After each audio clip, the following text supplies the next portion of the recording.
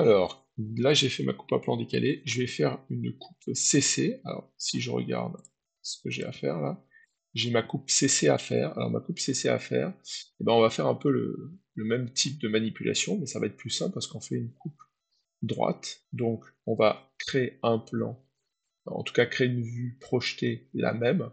Donc, on va prendre cette vue-là, on va la projeter ici. Puis ensuite, on va créer la coupe CC dans le 3D et venir l'appliquer dans la mise en plan. Donc là, je reprends cette vue-là, je crée une vue ici projetée, voilà. Ensuite, cette vue projetée, ben, j'ai pas de coupe disponible, il faut que je retourne dans mon 3D. Là, j'ai la coupe B qui est active, je la désactive, hop. Et là, ma coupe CC, hein, si on la repère sur le plan, eh bien, elle est un peu en avant, elle passe par là, elle passe par l'endroit où justement il y a la manette de manœuvre, hein. Donc, hop.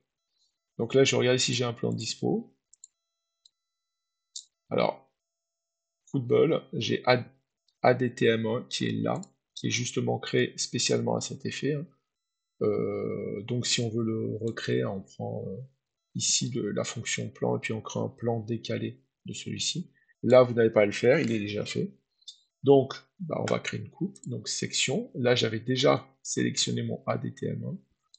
Donc, même chose qu'avant. Si on regarde le plan, on coupe ici cette partie-là, et on regarde toute cette partie-là, donc ça veut dire qu'on a coupé la plus petite partie ici. Donc, il faut que je change, donc je change de sens, voilà. J'oublie pas de l'appeler C,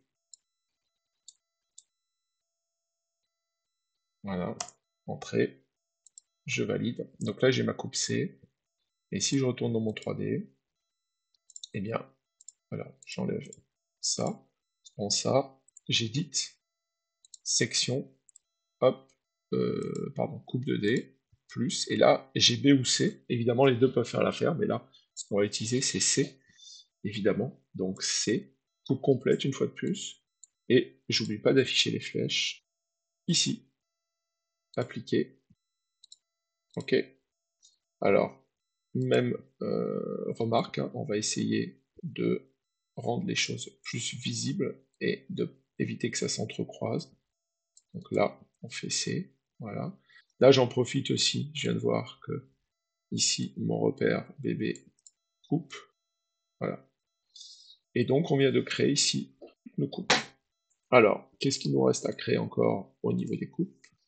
Alors, on a des vues de détail à faire, ce qu'on verra après, et on a ces vues-là qui sont un petit peu subtiles pour les créer.